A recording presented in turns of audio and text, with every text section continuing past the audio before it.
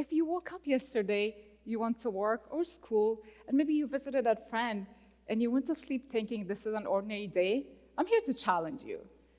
We all know what these ordinary days feel like. For some of us, it means opening our inbox and immediately questioning our life choices. Now, I too am a working professional, and most of my weekdays follow the same rhythm. But the truth is, these days are anything but ordinary. Let me tell you about Sarah. And by the way, that is not her real name. On her ordinary day, the 17-year-old walked home from school with her best friend. And that night, they were sitting on the roof talking about the future. Sarah wants to be a pilot. The next morning when she woke up, she was told that she can no longer go to school. She was confused, and she felt like this is not fair to be told that all her hard work, her goals, and her achievement did not matter anymore. This is the reality for women in Afghanistan today. For over 4 years now, girls above the age of 11 have been banned from going to schools and university, and their right to learn has been taken away from them. The women of Afghanistan have a long tradition of education, achievement, and leadership. In 1919, they gained the right to vote. That's 1 year before women in the United States. In 1921, the Queen established Girls First School, and by the 70s, women made up 60% of the students at Kabul University. All of this shows that these recent restrictions are not rooted in the culture of Afghanistan. They are a recent imposition. Today, over 2.2 million girls are barred from going to school or university. And it has resulted in a loss of 7.9 billion hours of learning since 2021. And it's estimated that the economic impact will be $10 billion over the next 41 years. Keep in mind, that's 2/3 of Afghanistan's GDP today. But let's be clear, this is not only Afghanistan's loss. When amazing brains are limited from accessing education, this world loses doctors, engineers, teachers, scientists, problem solvers. And at Victory Afghanistan, we are reclaiming those lost hours. We are an organization right here in the United States, thousands of miles away, because we believe that even from a distance, we can make great impact and we can open doors to opportunities for them.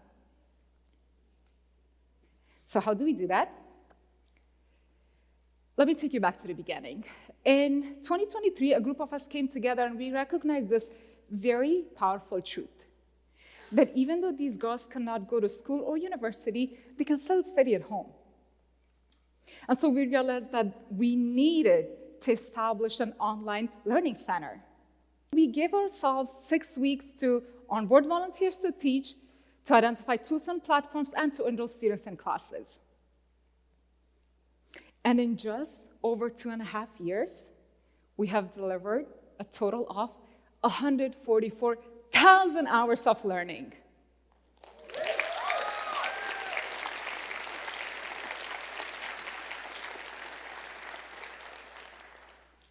And this model shows that when we all come together, even in small ways, we can impact in great ways. We can open doors to new opportunities. We can create pathways to education, and we can overcome oppression. Today, for Sarah, an ordinary day means logging into her computer and dedicating 40 hours per week to her studies.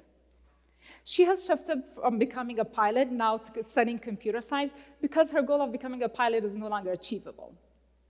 She's taking online classes on coding, on public speaking. She's taking online classes on yoga. And that's all because education is not a chance for her. It is her future. And that's the only future she envisions for herself. Now, we are supporting 800 girls. But there are 2.2 million more girls that still need our support.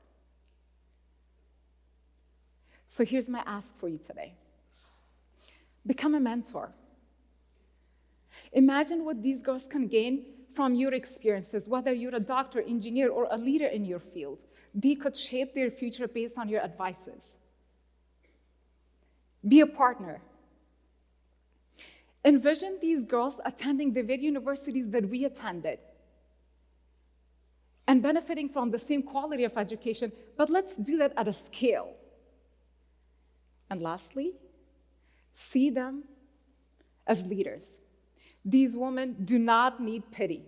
They need opportunities, the opportunity to rise and to be able to contribute. And what's so beautiful is that this is all achievable. All it takes is for us to invest our time in them. Now, these current circumstances are not limited to Afghanistan. The right to education can be taken away anywhere and everywhere. So let's protect it for everyone. So let's make sure that Sarah achieves her goals. Let's make sure that no girl is ever denied her right to learn. And let's make sure that education is a part of an ordinary day for them. Thank you.